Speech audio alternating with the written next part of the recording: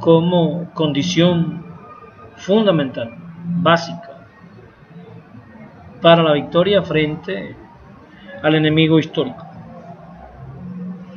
¿Cuál sería el enemigo histórico de México en este momento? Nosotros estamos defendiendo la idea de que el enemigo histórico de México sigue siendo el enemigo histórico de los países de América Latina los últimos 200 años. Sería el gobierno de los Estados Unidos de Norteamérica con su apetencia de convertir a América para los americanos. Esto se conoce como doctrina Monroe. Pero evidentemente las posturas imperiales y hegemónicas de Estados Unidos hacia el continente latinoamericano han tenido un aliado formidable, digamos, los últimos 29, 30 años, que es el neoliberalismo como ideología, como doctrina económica, como ideología política, ideológica, etc.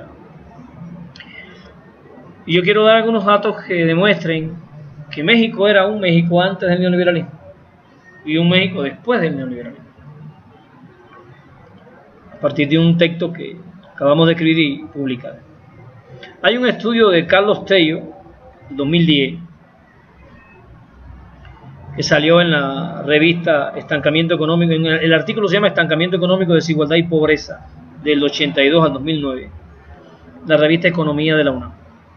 Este señor Carlos Tello, lo recomiendo, nos dice, textualmente lo cito: durante muchos años, de 1933 a 1982, 33, recuerden que Cárdenas fue presidente del 34 al 40, la expansión de la economía nacional se asoció y recibió su mayor y más fuerte impulso de la creciente y muy variada participación del Estado y de la protección frente a la competencia del exterior de la producción nacional.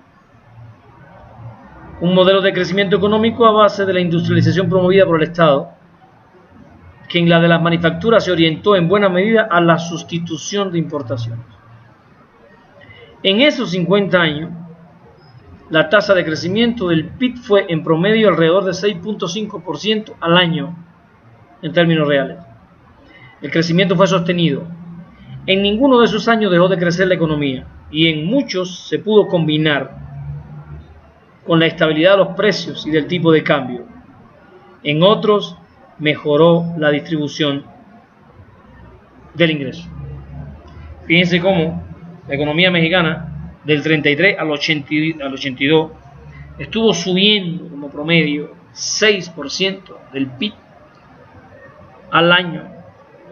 ¿Qué ocurre después cuando se instala la ideología neoliberal en América Latina de la mano de aquel Ronald Reagan, aquel presidente que era un actor de películas del oeste y que introduce la ideología neoliberal junto a Margaret Thatcher? Recuerden aquel experimento chileno de los Chicago Boys después del golpe de Estado a Salvador Allende.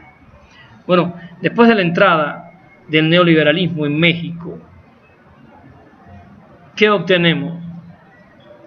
Alberto Nájar, en un artículo que se llama 10 productos de Estados Unidos de los que dependen millones de mexicanos y que corren riesgo con la política de Donald Trump, nos hace un pequeño análisis y nos da algunos datos que son esclarecedores en este sentido.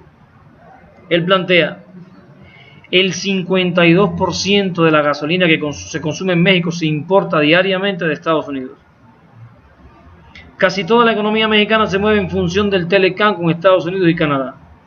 Según datos del Instituto Nacional de Estadística y Geografía, el 82% de las exportaciones se envían a esos dos países. De este porcentaje, la mayor parte se envía a compradores norteamericanos. El intercambio comercial con Estados Unidos supera los 534.000 millones al año.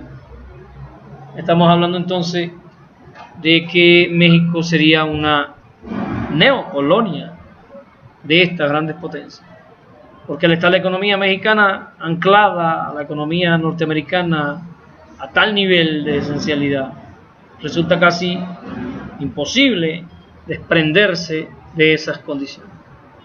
Por eso estamos diciendo el mayor enemigo de México es el imperialismo norteamericano. Frente a ese imperialismo norteamericano, el arma más poderosa que podemos tener en este territorio es la unidad. Unirnos alrededor de una idea emancipatoria. Puede ocurrir, de hecho ocurre, que las ideas y las políticas del gobierno de Andrés Manuel no satisfacen a todos los compañeros que nos ubicamos a la izquierda en la política. Va a ocurrir que algunas de las decisiones que tome Andrés Manuel no satisfagan a todos los que nos ubicamos a la izquierda en el campo de la política. Pero yo quiero proponer que lo que sí no debemos nunca dejar de considerar es que si perdemos la unidad, perdemos la batalla. Si perdemos la unidad, perdemos la guerra frente a ese imperialismo. Hay muchas posturas que hoy se están tomando por el gobierno que son fundamentales frente a la ideología de Donald Trump, el respaldo de este gobierno en los países de Venezuela, a la no intervención en Venezuela, reconocer la institucionalidad de estos países. Es fundamental, es un dique que detiene la política arrogante y colonial de Donald Trump hacia estas tierras.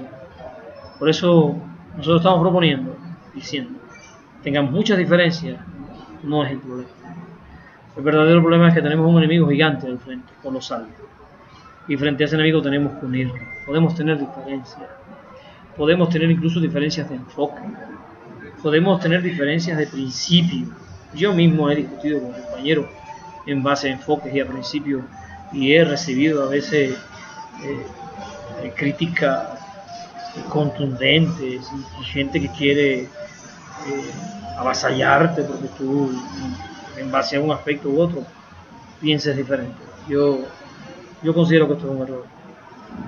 Yo considero que esto es uno de los más graves errores que pudiéramos cometer hoy en día en este país. La diferencia de enfoque, las diferencias de postura, las diferentes maneras que tenemos de explicar un fenómeno social específico u otro, no deben llevarnos a separarnos y a construir trincheras diferentes. Yo creo que los oprimidos y los explotados de siempre estamos en la misma trinchera. Por eso, este pequeño video ha pretendido el objetivo de demostrar que el enemigo nuestro, el enemigo histórico nuestro, está fuera de nuestras fronteras. Y a no ser que un compañero peque de traición porque empiece a defender los intereses de ese enemigo, México serían los intereses del PAN, del PRI, que son los intereses del extranjero realmente. A no ser que ocurra eso y realmente ese compañero se aleje de mi postura porque empiece a defender las posiciones del enemigo histórico, con lo cual se convierte en un traidor. A no ser ese caso extremo, yo creo que debemos considerar que nuestras diferencias de opiniones, de enfoque, no deben convertirnos en enemigos históricos, porque además no lo somos. Le damos las gracias por seguir este canal. Nos vamos y nos vemos. Muchas gracias.